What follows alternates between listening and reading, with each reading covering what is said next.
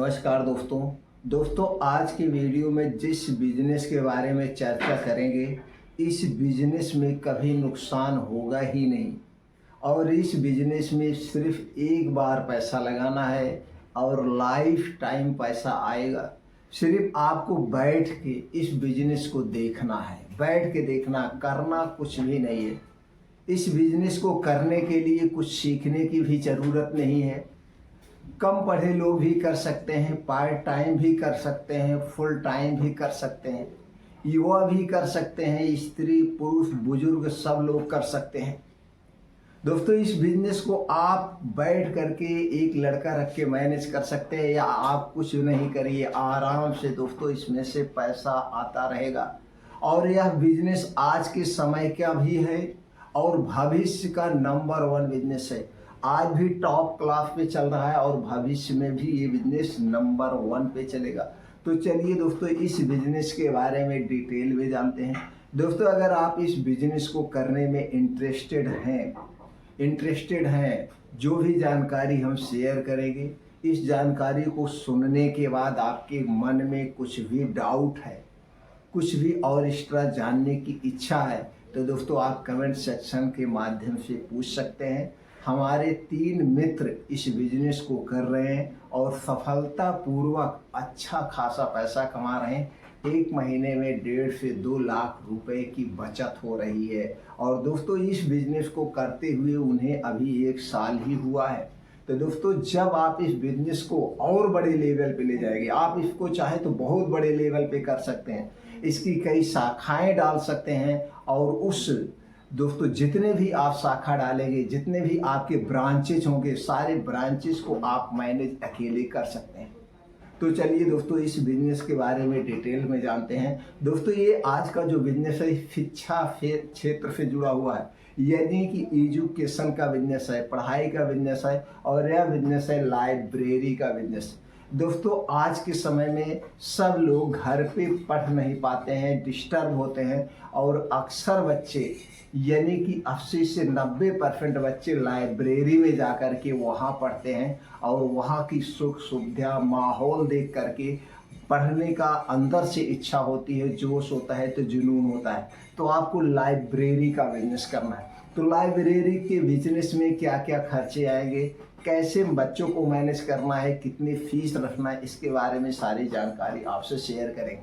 दोस्तों इसके लिए आपको डिस्ट्रिक्ट लेवल पे करना है या फिर बड़े स्टेट को आपको चुनना है, स्टेट की राजधानी या बड़े महानगर को सिलेक्ट करना है, क्योंकि सारे बच्चे घर छोड़ के बाहर ही पढ़ने जाते हैं। जैसे इलाहाबाद हो गया, कानपुर हो गया, बॉम्बे हो गया, लखनऊ हो गया, दिल्ली हो गया, कलकत्ता हो गया, आज मतलब आगरा हो गया, जो बड़े बड़े महानगर होते हैं सब बच्चे यहाँ पे ही पढ़ने जाते हैं।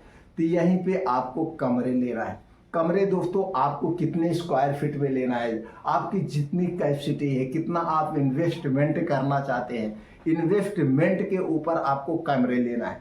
आप 2000 स्क्वायर फीट का हॉल ले सकते हैं, 3000 स्क्वायर फीट का हॉल ले सकते हैं, 4000 स्क्वायर फीट का हॉल ले सकते हैं। अब इस हॉल को लेना है। अब इसे इसी में से दोस्तों कुछ स्थान पे आपको एक ऑफिस का रूम देना है, जहाँ पे आप अपना बैठेंगे। वहाँ पे आपका एक लैपटॉप होगा, यानी कि सारा बच्चों का डेटा रखने के लिए। उसके बाद उसी हॉल में दोस्तों आपको क्या व्यवस्था करना है, डेस्क और बेंच की व्यवस्था करना है बच्चों को बैठ के पढ़ने के लिए। अब उसमें आपको एसी की व्यवस्था करने पड़ेगा, लाइट की व्यवस्था करना पड़ेगा। ये सारी व्यवस्थाएं आपको करना पड़ेगा।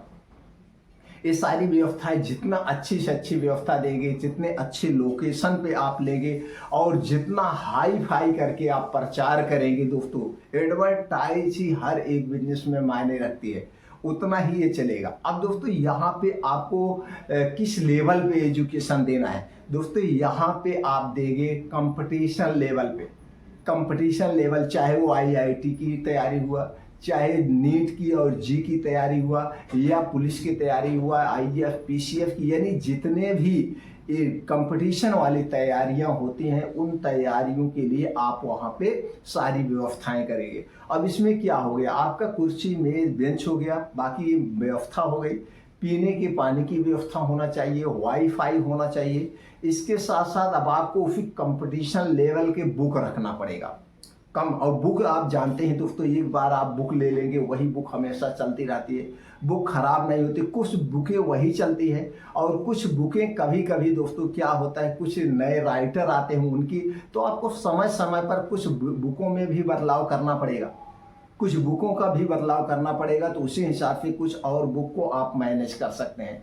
तो बुक एक ही बार लेना है, बाकी कोई व्यवस्था, बस यही सारी व्यवस्थाएं देना है। अब दोस्तों बच्चे को प्रचार करिए, खूब जम के प्रचार करिए और आपको थोड़ी सी और अनुभव लेना पड़ेगा, यहीं पे थोड़ा सा अनुभव। अब दोस्तों चाहे आप खुद जा करके जो आपके आसपास या उफ जहाँ पे आप खोल रहे हैं जो लाइब्रेरी है, उस लाइब्रेरी की फीस कितनी है आपको ये भी देखना है। कुछ लाइब्रेरी ऐसे हैं 24 आवर्स चलते हैं, मतलब 24/7 महीने के, मतलब महीने के 7 दिन चलती है, मतलब रोज लाइब्रेरी खुलती है। उसके बाद दोस्तों 24 घंटे वहाँ पे व्यवस्था रहती है। अगर 24 घंटे की व्यवस्था है तो एक आध लड़का आपको मैनेज करना पड़ेगा, क्योंकि आप वहाँ हमेशा बैठ नहीं सकते हैं, सिर्फ देखभाल करना है, बाकी कुछ नहीं करना है। तो दोस्तों ये हो गया। अब इसके साथ साथ कैसे आप शिफ्ट, कितने शिफ्ट में चलाएंगे ये हो गया। अब आपको यहाँ पे ये देखना है कि किस लाइब्रेरी में क्या फीस रखी गई है। और दोस्तों आप जानते हैं यहाँ फीस मंथली नहीं ली जाती है, पूरे साल भर की फीस एक ही बार ली जाएगी। तो आपको ये देखना है किस लाइब्रेरी में कितनी फीस है, उनकी फैसिलिटी क्या है। अब उनकी जो फैसिलिटी है, उनकी जो फीस है, अभी आप शुरुआत कर रहे हैं तो दोस्तों उनसे थोड़ा सा फैसिलिटी आप अच्छी रखिए। बच्चों को फीस में कुछ कंसेक्शन कर दीजिए, जैसे उसमें आप कुछ भी लगा सकते हैं कि अगर आप पहला अटेम्प्ट कर रहे हैं, दूसरा अटेम्प्ट कर रहे हैं, कैसे क्या कर रहे हैं, या आपके साथ जो कोई और बच्चा आता है तो कुछ आप उनके फीस में डिस्काउंट कर देंगे। ऐसे आपको मैनेज करना है बच्चों को अट्रैक्टिव करने के लिए। अब सारे बच्चे आ गए, अब मान लीजिए आपकी कैपेसिटी कितनी है।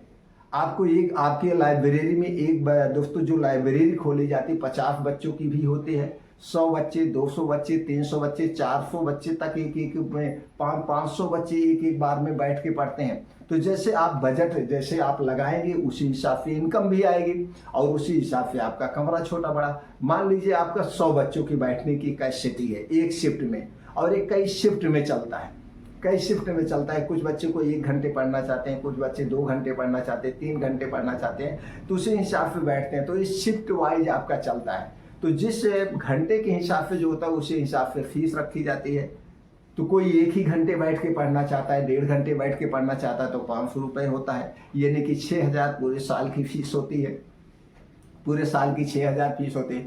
कोई 3 घंटे 4 घंटे पढ़ना चाहता है तो उसकी जो फीस होती है 1,500 से 2,000 रुपये होती है, महीने की हो गई तो यानी कि 20 से 25,000 रुपये आपको पूरे साल का देना पड़ेगा। तो आप 3 से 4 घंटे वहाँ बैठ के पढ़ सकते हैं, वाईफाई यूज कर सकते हैं, सारी फैसिलिटी। तो इस हिसाब से अगर आप दोस्तों एक बार में मान लीजिए जो बच्चा 5,000 का ले रहा है पैकेज, या मान लीजिए 500 रुपये आप रख रहे हैं तो 500 रुपये एक बच्चे से ले रहे हैं और एक शिफ्ट में 100 बच्चे बैठ रहे हैं, एक शिफ्ट में 100 बच्चे बैठ रहे हैं तो 300-400 बच्चे आपके 4-5 शिफ्ट चलेगा तो 500 बच्चे पर डे पढ़ रहे हैं। तो 500 बच्चे अगर 500 रुपये देख रहे हैं तो सोचिए दोस्तों कितना होगा। इसी हिसाब से जैसे जैसे शिफ्ट होगी 2-3 शिफ्ट में चलेंगे तो आपको इसमें नुकसान नहीं होना है। सीधी सी बात है, एक बार पैसे लगाना है और बार बार पैसा आता रहेगा। तो दोस्तों अगर आप इस बिजनेस को करने में इंटरेस्टेड हैं, लाइब्रेरी का करना चाहते हैं, अब इसमें एज की बात हो गई। अगर आप कहीं से किसी जॉब कर रहे थे, आप वहाँ से रिटायरमेंट हैं तो भी आप कर सकते हैं। अगर आप एक स्टूडेंट हैं, किसी चीज़ की तैयारी कर रहे थे, आप उसमें सफल नहीं हुए तो आप ये भी कर सकते हैं, तो आपके पास तो और अनुभव है। अगर आप एक दोस्तों स्टूडेंट्स हैं, आप इंटर पास हैं, 12th पास हैं, कुछ भी पास हैं तो बैठ के मैनेज कर सकते हैं।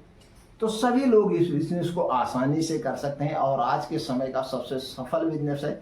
दोस्तों हम जहाँ पे रहते हैं वहाँ पे कम से कम लखनऊ में कम से कम जो सेक्टर है, एक सेक्टर की मैं बात कर रहा हूँ तो 3-4 लाइब्रेरी हैं और किसी भी लाइब्रेरी में 600-700 से बच्चे कम नहीं हैं और सारी लाइब्रेरियाँ चल रही हैं। तो दोस्तों इस बिजनेस को आप आसानी से कर सकते हैं, सिक्योर है बिजनेस है, इसमें कोई रिस्क नहीं है, सड़ने गलने की कोई बात नहीं है। सबसे अच्छा बिजनेस हमारे अपने दृश्य है। आपका क्या विचार है इस बिजनेस के बारे में हमें कमेंट सेक्शन में ज़रूर बताइएगा।